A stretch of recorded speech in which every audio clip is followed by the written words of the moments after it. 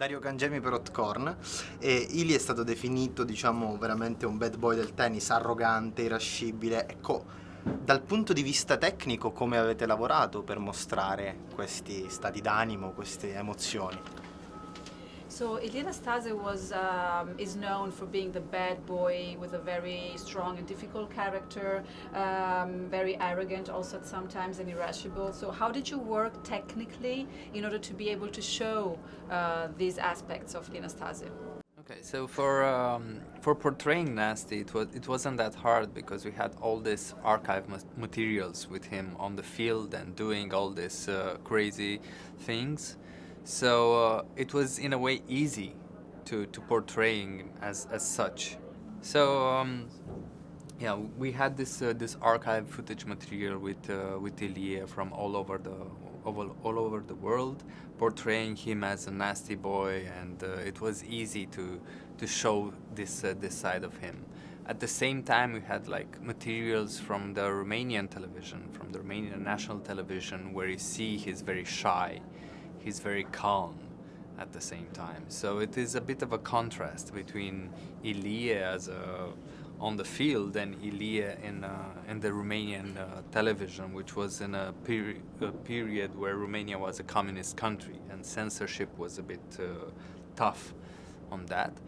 But at the same time, his personality transmits this. I mean, it's really hard. It would have been harder to not show this side of Ilie Năstase because his personality is so big. It goes out. I mean, it shows. His charisma, his way of being is just there. And you just put the footage and people will get it. And this is why he had this kind of je ne sais quoi when he was on the field and even off the field because people loved him. I mean, and the audience loved him. So it is there in a way.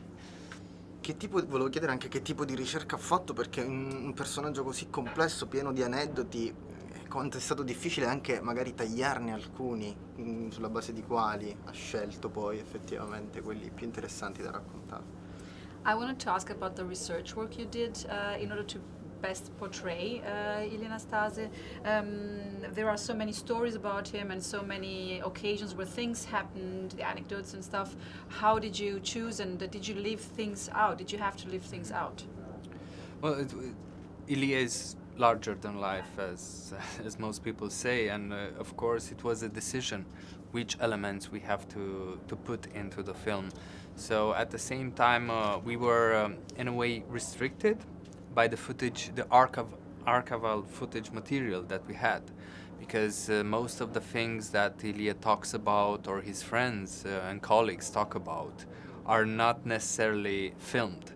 So we had this kind of back and forth because we knew certain stories. For example, in Italy, when he released the black cat on the field and people got stopped the match for that, but we didn't have the footage. So it was a pity to just tell it and not show it. So we had to decide which elements we can really show. And at the same time, you're being a documentary, you're dependent on what stories people are telling you. I mean, even if you want to tell a certain story, if John McEnroe or the people that we interviewed didn't tell us that, we didn't have this kind of coverage, we couldn't show it in the documentary.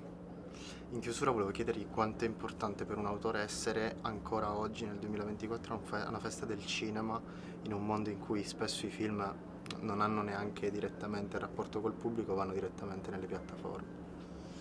And as the last question is, what do you think? How important is it nowadays in 2024 to be as an author and a director at a festival? Nowadays we know that sometimes there is no contact, no direct contact with the audience. Sometimes the movies just go directly to the platforms. So how important do you think it is to be here today? It's essential for a movie director to be in the room with the audience, because you feel the vibe of the audience. I mean, you can connect in a way to how they react to the movie, and at the same time you learn from the audience what they like, what they don't like.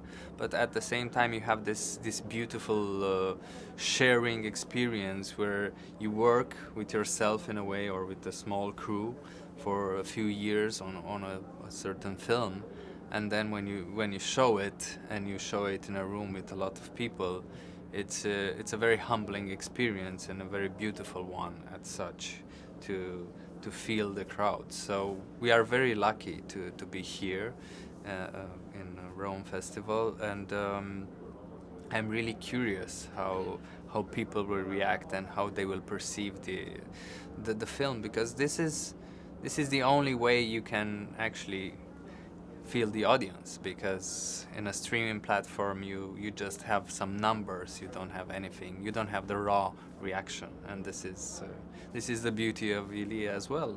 He was raw and he was natural, and hopefully we will see that tonight. Grazie, thank you so much.